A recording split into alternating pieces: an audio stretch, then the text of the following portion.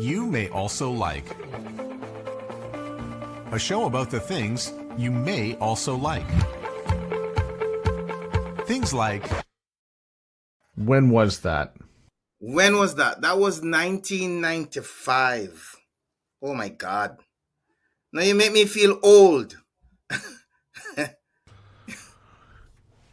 Well, you came from Jamaica, and I think it's really important here for you to tell me what Jamaica taught you a little bit about the environment, but tell me what it was like growing up in Jamaica.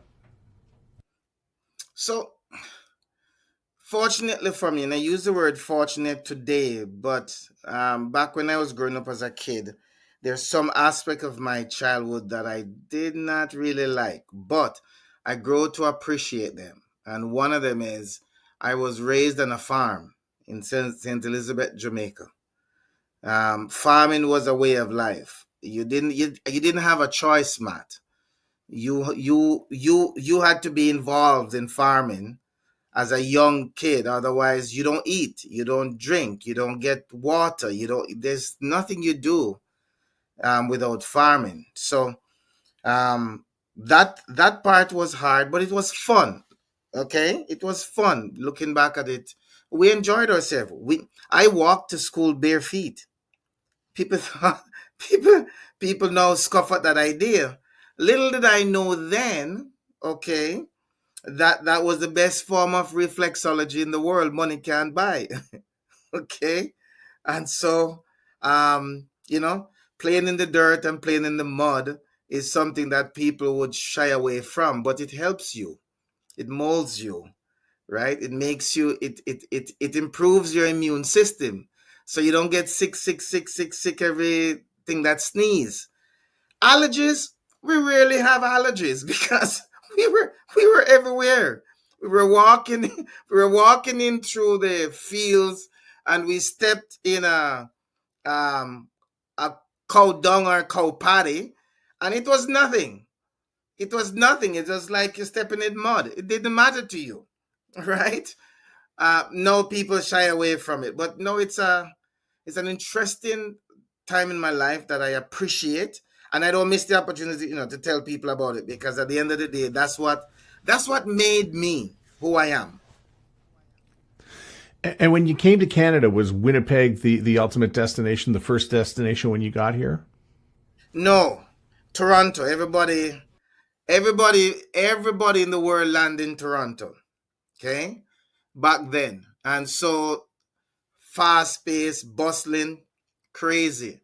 Like, and the first time I went on the 401, I almost had kittens, man. 6 lanes of traffic, everybody driving at 100 and odd clicks an hour. Like, seriously? I'm like, what? What is this? What is this?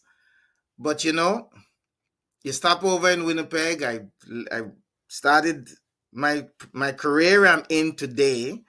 Started in Toronto. Believe it or not, doing door to door sales in Toronto for ADT at the time. Unbelievable, in the cold, crazy, crazy. But I loved it, Matt. I loved it. There was something unique about it, refreshing. It comes with, hey, listen, and don't get me wrong. The first month of my door to door career in Canada, it took me 130 days working straight before I made my first sale. And it's like, that was hard. But you know what kept me going?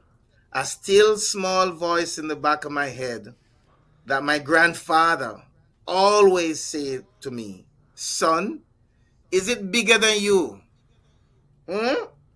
So I answered that call by saying, no, it's not. I'm going to find a way to make it happen.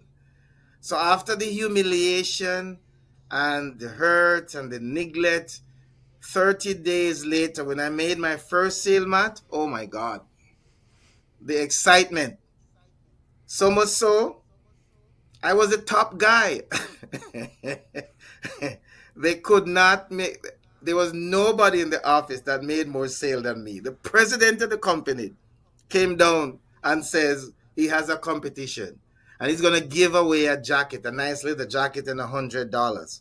I said to him, make it 150, and nobody beats me. And he says, "Oh, you're cocky." I said, "I'm not cocky. I'm just confident. No, nobody will beat me." That day, it was a Saturday. The average person makes about 2 or 3 sales. That day, I made 11. Well, I well, made I can tell you 11. that as somebody who sold something to me at one point with persistence, I'm aware of that.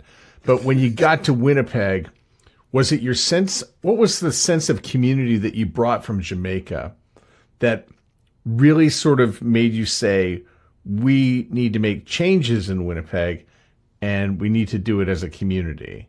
And listen, where you were growing up in Jamaica, there's an immediate sense of community. Winnipeg, for instance, there's it's a different sense of community. It's just tougher to bring together. So what was the first thing that you noticed in Winnipeg that needed fixing? Well, the first thing I recognize here, which was unique, because I lived in BC for a little bit. I've stayed over time in Edmonton a little bit as well, traveling salesman on the road. And so when you go Toronto, BC, Edmonton, and then to Winnipeg, you realize we have a very multicultural fabric here. It's a small community, much, much smaller than Toronto, much, much smaller than Vancouver. Okay. And so as a result of that, you get to recognize there's so many diversity of people. So I thought to myself immediately, hey, this is like Jamaica with the exception of the weather, right? With the exception of the weather, this is typical Jamaica. So so that kind of gave me a sense of, you know what, maybe I could develop something here that is, because it would take me less time to get to go from one end of the of Winnipeg to the next, and I'm gonna bump into more people. And so as a result of that, that's okay. But the Filipino community, I gotta give I gotta give shout out to the Filipino community, because what living among them, seeing what they do, these guys have party for everything.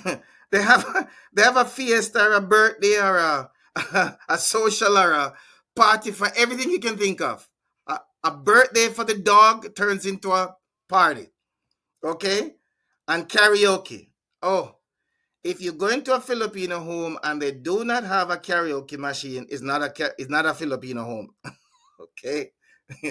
Everybody is into karaoke, and I love karaoke. So that kind of helped me to kind of go, this is Winnipeg, this is what it's gonna be.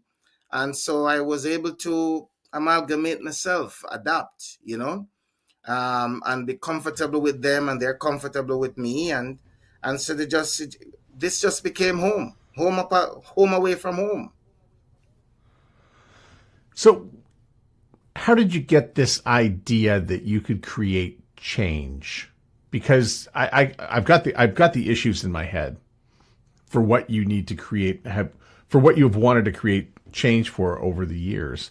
But where Yes. does that come from? Your desire for strong community change. So goes back to my grandfather. As a little kid, my grandfather would send me down the river. We didn't have running water. Okay. So if the rain doesn't fall and you don't catch water from your rooftop into your drums and the back, you have to go down the stream to catch water and bring up to use. So, and so we learn very, very, very, very early, okay, what that all is all about. So my grandfather would give me challenges, and he would say to me, ask me the question, son, is it bigger than you? After you have tried it a few times and failed, and he showed you how simple it is, then the next time he gives you a task, you're going to be hesitant to say it's bigger than you, regardless of the task. 'Cause you don't want to, listen, as a kid, I didn't want to sound and look foolish. Okay? You want to look like at least you're trying. So, of course, he gives me the basket and he said, go down the river and catch some water. And I'm going, this guy is crazy. But you know what? I'm going, because you didn't have the luxury of telling your grandparents no. You didn't have the luxury of talking back. Those days didn't exist. Shouting back at you didn't exist. What's that? Crazy? So you go down the river, and I must have spent all evening down there. Every time I catch water in this basket, I'm wet. I'm crying. I'm cold. Like, this is crazy, right? And here comes my grandfather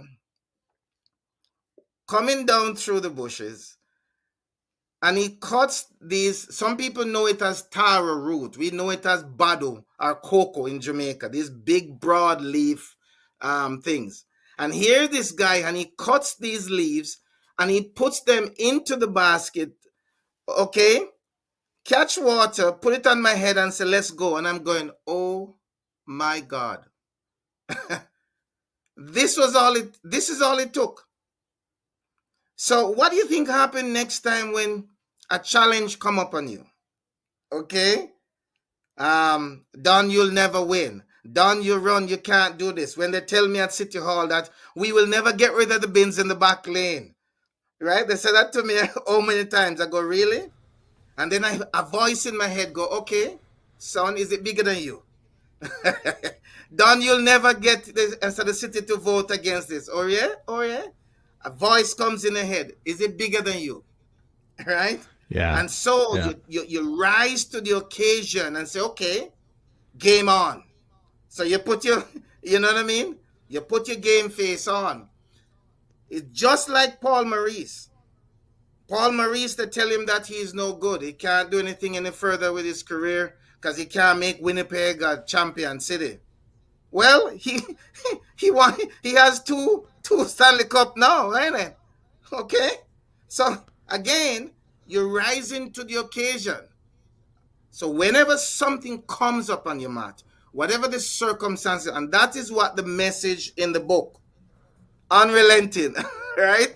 That's the message in the book. Regardless of what you're thinking, regardless of what's happening, ask yourself the question, is it bigger than you? Is there no way it can be done? And that's why the video trailer on the website says, what if everything you've been taught cannot be done, really can be done? What if everything they tell you was impossible is actually possible? What if everything they tell you that there's no way and that this could be done, there is actually a way in which it can be done? And make no mistake about it, these naysayers are the don'ts and the do's and the can'ts. This is not just coming from dead strangers. This would be coming from your wife, your husband, your partner, your mother, your father, your sister, your brother. Don't blame them. Steve Harvey, mother told him to give up comedy. He'll never make it on TV. Okay? Steve Harvey's on TV with his own TV show. Multiple networks. Right? So don't believe that something that people say can't be done, don't believe it. That's the message of this book. And that's why it's unrelenting. Yeah, I love how you're holding it up like you're worried I'm not even going to plug it throughout the entire, before the show, after the show. There's a link in the show notes if you want to go and get the book. Don't worry, it'll all be there. But there's a lot. There are things that you taught me in the story I'm going to get you to tell, and that's your desire to promote recycling in Winnipeg, to the point where you needed to go before City Hall. You needed to ask them to make changes, but you put a few other building blocks in front of it in order to pressure them to make the change. So I'll let you tell the story, and at some point you'll mention how you and I met in the process, and how we kind of did it in tandem at some point. But tell the story about first why you wanted to make this change for Winnipeg and promote recycling, and then the legacy that came after it. Yes. So being a country boy from Jamaica, grew up on the farm, I had an opportunity to meet Dr. David Suzuki when he came to Winnipeg. So the question was asked, if you were prime minister on his if you were a prime minister tour, what would you do if you were prime minister? And I thought the simplest thing I can do is talk about water and the importance of water. Well, we have 1,000 lakes or 10,000 lakes in Manitoba, so to speak. So we got a lot of water here. So I said, well, why don't we, if I was prime minister, if for any reason anybody wants to get equalization payment, which Winnipeg, which Manitoba does get, is I would simply ask them to protect their waterway before they can receive any equalization payment. I thought that was a simple, foregone conclusion. That is just practical common sense. Well, it made it to the top of the food chain, so I get a chance to meet Dr. David Suzuki personally, take a picture with him and everything. And I tell him what my thing was, and he says, wow. He says, that is brilliant. We're going to use it. I said, go ahead. You have my permission. I said, what do you do in a city where nobody cares about recycling? We were like the bottom of the ladder for recycling. We have the best landfill here in the entire country. We were buying garbage from Ontario to stockpile here because our landfills are so great. Nonsense, right? So I said, what do you do? And he said to me, son, start at the local level and don't stop. Whatever you're doing, start at the local level and don't stop. So of course I go, okay. So now I go to City Hall. Nobody would listen to me. Who do I know? God bless Harvey Smith. Harvey was a man for the people. He didn't care about the politics. He didn't care about what association you have. If you have an idea, you have a concern, and you try to see Harvey, Chris, who is still there, will take your call and he will forward it to Harvey, and Harvey would stay back late at night to get back to you.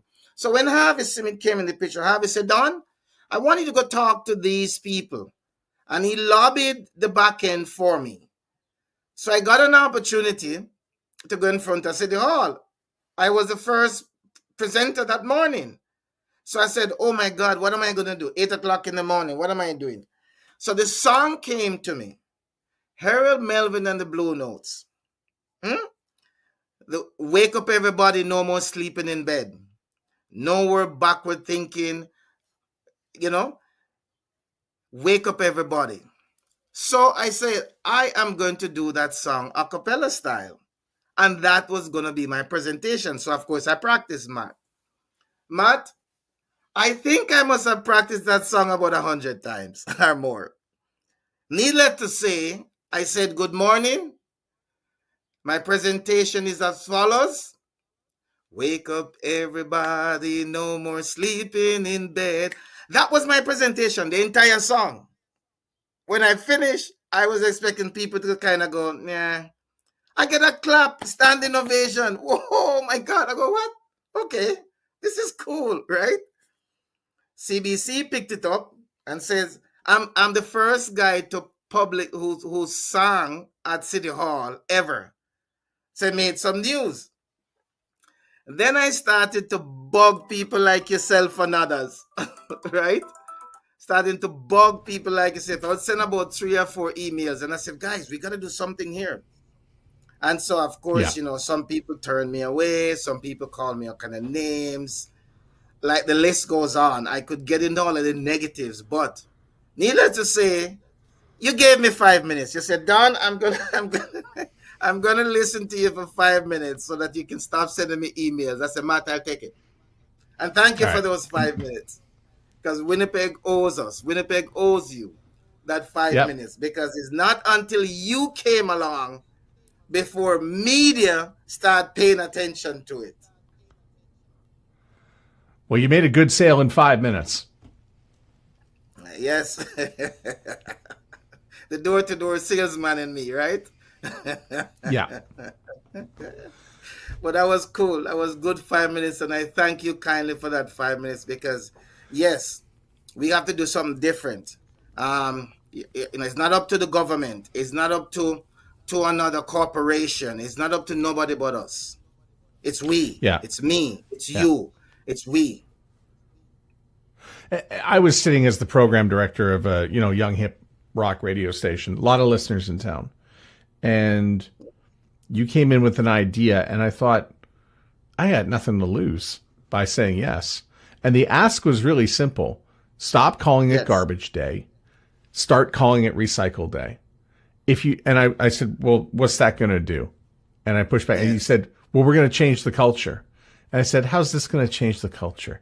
And he says, I'm telling you, we just need to change the vocabulary and the culture, and you'll see. And it cost me nothing to do that. And here's one radio station out of 15 that's just started calling it Recycle Day. And Yep. first of all, for those who don't know, radio in Winnipeg at the time, it was Garbage Day 1, 2, 3, Garbage Day 4, Garbage Day 5, Garbage Day 6. It was always announced that if your Garbage Day came up, you knew whether or not the garbage would be coming around. That's since changed. It's now everybody knows whether it's Monday through Friday when the recycle truck comes. Now, with that said, we started to say, okay, it's Recycle Day 2. And people were like, well, is that different? No, because they both get picked up at the same time. So call it recycling. People will then start to think about recycling first More instead of the garbage. And you used an example, by the way, I think of I think it was just a kid at a school who didn't know where to put their can. Does it go in the garbage or does it go in recycle? Well, just if you put it in the recycle, it will find its way to the garbage anyway. But think of the recycle first. What was the point? And we had as a radio station the power, we had the audience, we controlled the language and the vernacular, and that's where you were right. And I'm so glad I said yes that day, because it taught me a lot about my audience, but it taught me a lot about the power of language in radio that I think you forget when you're so busy playing 10 in a row and trying to make budget and commercials and add records and deal with talents and all that stuff. That was large. But now you got to tell the story about what happened when you finally made the appearance at City Hall and got it done. Yes. So Sam Katz was the deciding vote, but most importantly, Councillor Mike Pactacan and Councillor Gard Steve had to put a motion on the floor, because without a motion on the floor to make the change, it couldn't be done. And those two men, with the push from Councillor Harvey Smith, have decided to go along with it. The only reason why Harvey Smith is not in the picture when I took the picture with Sam Katz and Gard Steves and Mike Pactacan was because the NDP government at the time want nothing to do with the environment. Nothing at all. So anything along those lines, they would say, nope, cut it down, shut it down. Dead issue. Don't even discuss it. Don't even vote for it. Vote against it. The same NDP government who is trying to tell people whatever they want to tell them. People don't even know that. So as a result of that, the man who was responsible for orchestrating this in the back asked me to make a solemn pledge with him. He says, unless I am dead, don't call my name in this issue. Okay. So on his death, I went to his funeral and I told him the story. I said, listen, I made him a promise and I told him I would keep the honor until his death. Now he's gone. God bless his soul. May he rest in peace. Now I can tell you the truth. Okay? He did not want to go against the grain of his party. But because Sam Katz decided, as much as people like him or hate him, he thought it was a simple ask. And he thought that the time I took to bring an a cappella song to bear for my entire presentation and the fact that I sounded half decent, he said, you know what? I'll vote yes in favor because I saw the effort. He said, Don, you've made an effort to bring us some ideas, something different that is going to let us think about this a little differently. And for that, yep, I vote in favor to have it done. We were 33% of Winnipeggers were participating in the recycling program at the time. Today is over 95% participation rate. Today. Yeah. That's huge. I'm still alive. I'm still pinching myself. My God, look where we came, you know? Yeah, and the next one after that, by the way, was plastic bags. So you came back to me again, and I said, "Yeah, listen, I'm going to give you some PSA time for public service Yes. announcements." And we talked about plastic bags, and this one is weirder and more difficult. Places like San Francisco they get rid of plastic bags, no problem, but it took a Yes. long time again for not only Winnipeg but for Canada to really sort of move plastic bags along. Like it took you about 7-8 years to get that Seven, going. 8 years, almost 9 years before it actually came. But you know what, again, is my grandfather. Remember now, the plastic bag industry, the grocery stores, they were making 2, 3, 4, 5, 600% on selling you a bag for 5 cents. There is nothing in their store that they make that kind of markup on. Nothing. So it was a money maker for them. And here you have a fellow from Jamaica who is asking them to drop their biggest profit margin. Like, what are you doing? Crazy, right? But enough cannot be said about Deborah Green from Polo Park Shopping Center. She's retired now. I went and I asked everybody I know, and from one person lead to the next, to the next, to the next, to the next. I wouldn't stop. I was unrelenting in my ask. And I met Deborah Green, and Deborah says, we're having a meeting with the Retailers Association of Canada.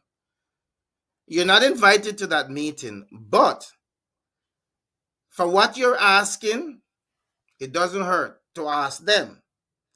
So she invited me to the meeting. I was not slated to speak. I said, Deborah, all I want is 2 minutes.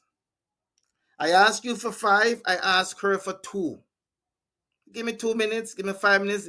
Give me an opportunity. And Deborah says, why not? So when they met, all the retailers across Canada was on the conference call. I was in Deborah's office, and Deborah picked the timing and invited me in and said, ladies and gentlemen, this is Mr. Don Woodstock, blah, blah, blah. She introduced me briefly, and I have an ask. And all I said to them was, give me a day, one day. Give me a day in which we promote reusable bags instead of plastic bag. I said that one day is not going to take much from your margin, your profit margins. I know you guys are making a lot of money in this. I know because I've seen the stats, I've seen the numbers. I know it. It's okay. Give me one day. You have 365 days of the year. Give me one. And Deborah picked that day and says, okay, let's do it on that day. And because she said she was going to do it on that day, St. Vital Shopping Center says yes. Polo Park, Kildona Place Shopping Center said yes. Then it left the retailers going, wait a minute. If these guys are going to say yes, we can't look like a stooge.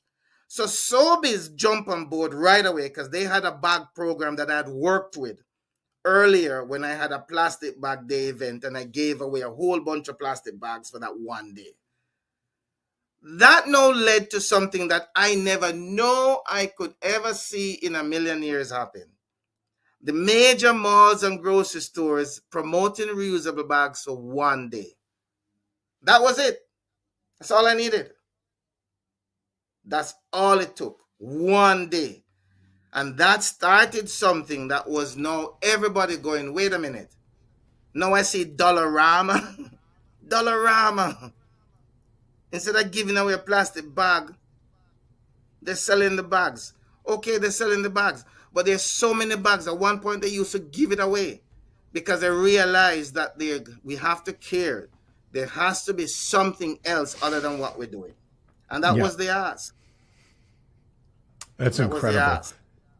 ask. There are still, by the way, garbage and recycle bins in back alleys across, this city and others. Does it still bother you? Or is there another solution for that? Yes, it is.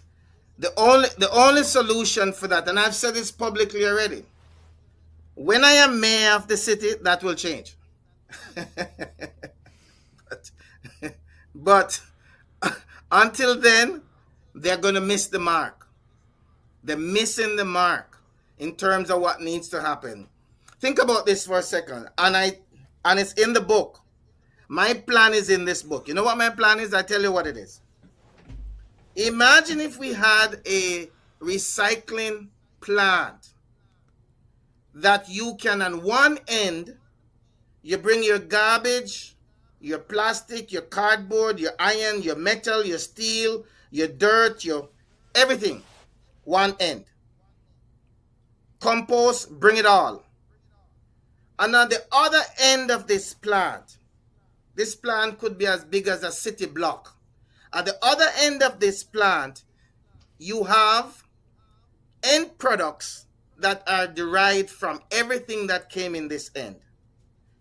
And most people don't know that this recycling plant that I'm thinking of, it will pay for itself in 15 to 20 years. So if you spend $300 million for this, it pays for itself. Because you would use the heat that you generate from burning anything, you get the water from it, you use solar, you use geothermal, everything you could think of, the compost material, everything, the biodegradable stuff, everything you could think of happen right at the city block. And you know how many jobs you create from that? So now I have people thinking and go, wait a minute. So you sit on welfare and you get a check from the government, the federal government, for $1,000 or I said $2,500 every month. Some people get $1,500 a month on welfare. How about if I was to create an environment that give you work, that you'll be part of a bigger sustainable solution, and now everybody on welfare can actually come there and participate and do something for their check, plus they get a little bit of something extra for it. Everybody on welfare would be doing it. Imagine if you had 30 to 40% of the population currently in Winnipeg who is on welfare doing something to get a little bit more on their welfare check every month. Just imagine that for a moment. That's what I'm talking about, Matt. This will only happen when somebody like Don Woodstock become mayor. You've run for mayor a few times. I like that you swing for the fences, but why not run for city councilor? I did that already. And I recognize that based on the voting population of Winnipeg, in some areas, you could literally put a dead dog on a stick and call it NDP, and that dead dog on a stick wins the election in some areas. It's funny you mentioned a dead dog. Normally I say a dog with a yellow ribbon, but yeah, it probably could be dead. You're right. Yeah, it could be lifeless. You mention NDP to a stick or a bottle, and that bottle wins the election. Okay? So, because of how the vote is. Yeah. People will get offended by me saying so, but it's the truth. That is the truth, so help me God. Okay? So, you're left with trying to pick which constituency you want to run in. Now, you have to get into the school system to be a trustee and follow the vein of the NDP. The same stronghold that the NDP has on the voting population here for school trustee is the same thing the Democrats have in the United States for the student and for the teachers union. It's the same bullshit. Okay? Same nonsense. Yep. It have to change. So I can't tell you that I'm going to run for city councilor and bring issues that is going to galvanize the community, and people are going to listen to me. No. I could have zero issue. I put an NDP on my back, I win. Do I want to be involved in something that I can't even have a say, or if somebody has to tell me what side of the street to walk on, when to say yes, when to say no? I'm not interested. I'm not that gig. Well, you'll never I get don't. anything done. You'll be elected, but you'll never get anything done. I totally understand. Right? Let me ask you about composting, because I've seen some cities across Canada more invested in composting than in Winnipeg, and I just don't see a lot of those green buckets out back. It doesn't feel like there's a lot of love for composting here. And the reason, again, is the same thing. When the city mentioned that they wanted to do their recycling plan, master plan, what they did was they decided to give us these big black totes for the garbage, and they were going to leave us with those little boxy little tote for the recycling. So again, I got an opportunity to go down to City Hall, and I made a presentation to them in front of EPC. As a result of my presentation, Mike Pactacan and Gasti put another motion on the floor to vote in favor of adopting a resolution that will see us doing the bigger blue bins. Surprise, surprise. They voted unanimously to give us the bigger blue bins. Listen, when I'm elected mayor, I will have composting at a totally the levels that you see it, the levels that you know it. The reason it's not yet done, Matt, is because, buddy, I'm just one guy. But it will happen because I'm not giving up. I am not going to stop. I am going to be unrelenting. I guess it's safe to say you're going to be running for mayor when that time comes around in a couple of years? Absolutely. Absolutely. Without a doubt. Right we'll now, have a lot to look forward to. they're actually copying my ideas. You see the latest survey for the city of Winnipeg? Imagine this, Matt. The city of Winnipeg did a survey, and the survey tells them that they have to spend more money into depressed neighborhoods to reduce crime. My message for the last 3 elections has been what? Sports capital instead of crime capital. They didn't have to spend any money. They could have just asked me. I could have saved them the money. They don't get it. They don't get it, Matt. These people are smarter than their own self, and they're as yeah. John, hold up the book one more time for everybody to see. Unrelenting. Right.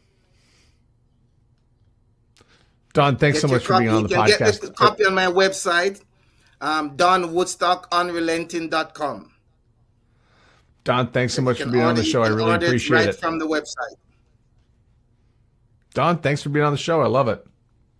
Oh, thank you, Matt. Thank you for what you do. And thank you for creating that spark when it needed, because somebody had to do it.